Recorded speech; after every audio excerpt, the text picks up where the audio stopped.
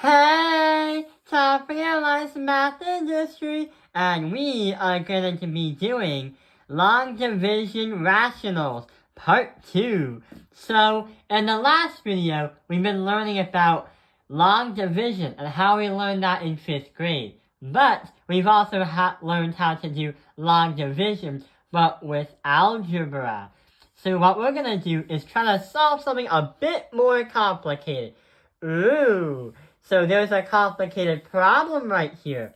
How are we going to apply long division so it would help us get to our answer? We will need this thing right over here. So how do we set it up?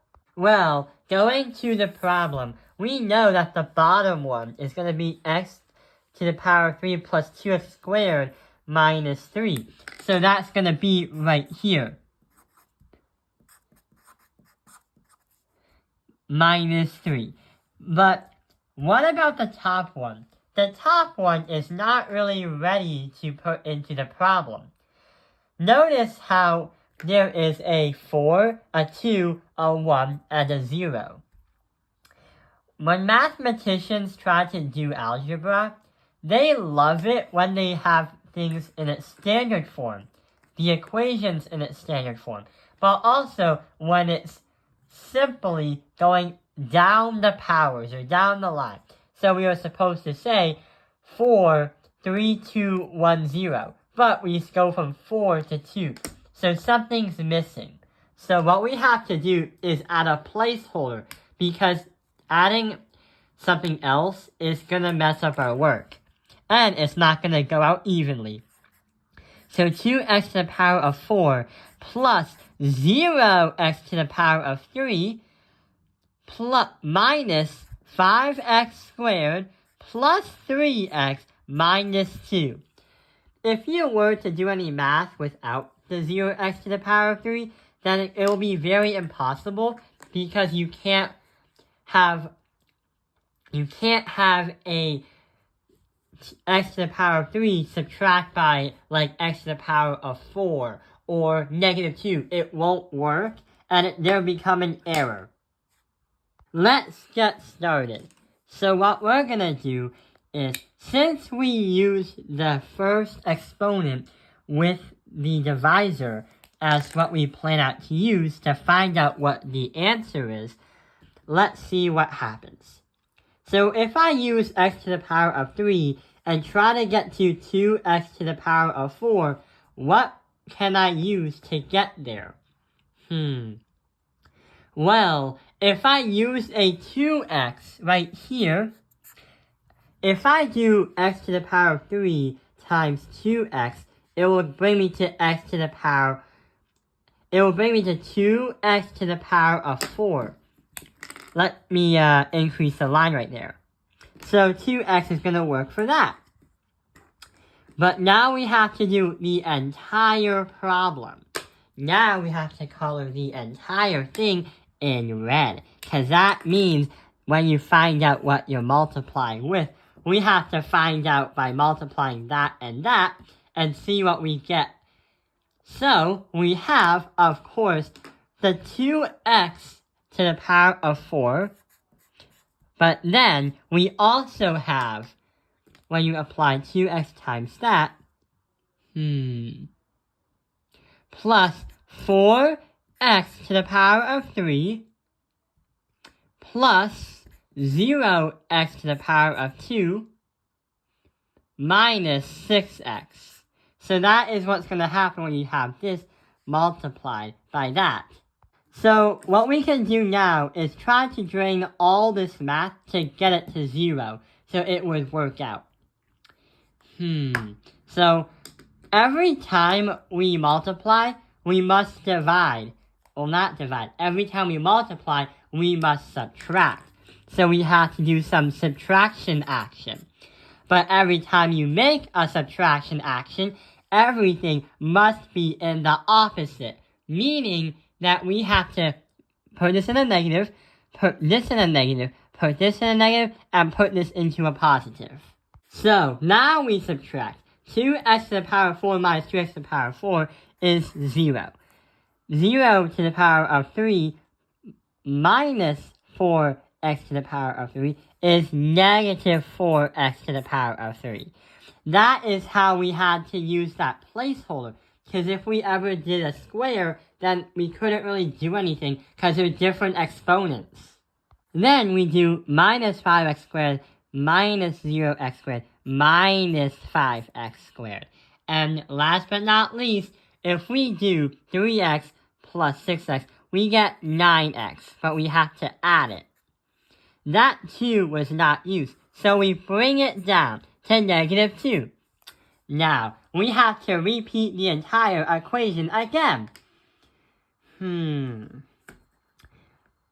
2x is up there. But now we have to find another number right next to the 2x.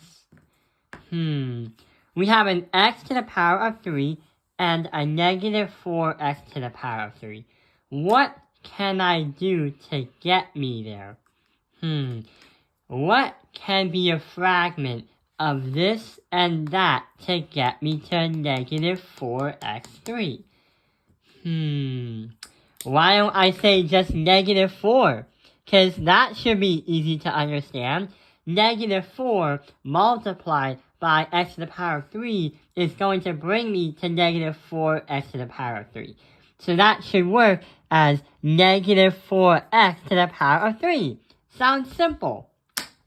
But when you multiply by the rest of it, you're going to get this multiplied by the red area, or the red part of the equation, negative 8x squared. Then we add by 0x, and then we add by 2. But remember, you see how we made a second equation? We now have to do the subtraction action. But every time you do a subtraction action, everything on the second part of the equation is going to be the opposite. So negative becomes positive becomes positive becomes negative, and positive becomes negative. So let's see what happens. This and that is going to bring me to 0, because this plus that is 0. If we do negative 5x squared plus 8x squared, you get 3x squared. We're going to add that, but the 0 is not necessary because it's drained down to 0. Then we have to add that to 9x plus 0x is just 9x. And negative 2 plus 2 is going to be plus 0. So that was drained down to a neutral number, which is 0. So we have 0 plus 3x squared plus 9x plus 0. But we only need to keep the 3x squared plus 9x. But why? Because the overall goal when using long division in any kind of level of math, like 5th grade math, middle school math, especially high school math, the end of the game, or the goal of the game, is to drain all that math to 0 right here and try to find what's up there. But there is one little problem. Yeah, we did find what's up there, but that stuff right over here was not drained to 0. What do? Turns out that when you get this kind of scenario, there's a remainder happening. It's just like when you say, if I say 14, divide that by 3, that would ultimately give me 9, but also a remainder of, actually, it would be a 4 remainder of 2. So that's because 14 is not a perfect divisor with the number 3. But we say that 3 times 4 equals 12, right? But then we have 2 left over. So that's why in this small case scenario, we have 4 remainder 2. But about this problem, since it was not drained down to 0, this answer right up here is also going to be a remainder.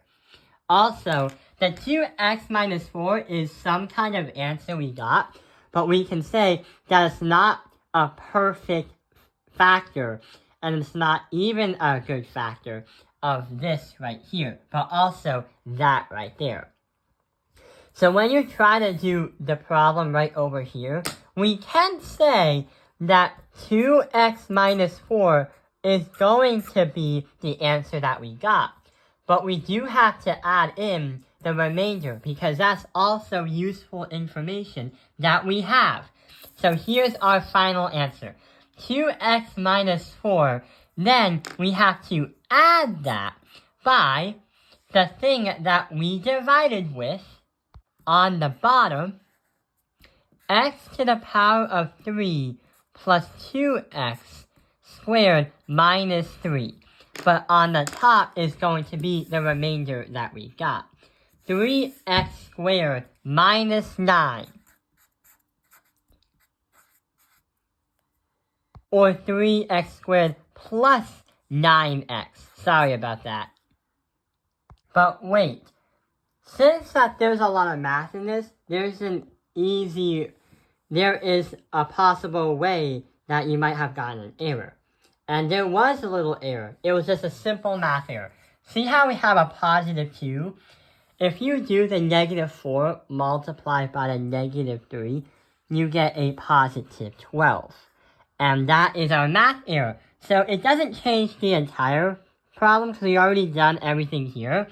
But we have negative 2 minus negative 12 because it's the opposite. So this is not supposed to be the answer. It was going to be 3x squared plus 9x minus 12. So you see how you need to double check your answer for this kind of problem because you could make mistakes. So right over here, we have to add not a minus 12, a minus 14. Another error that I just accidentally did.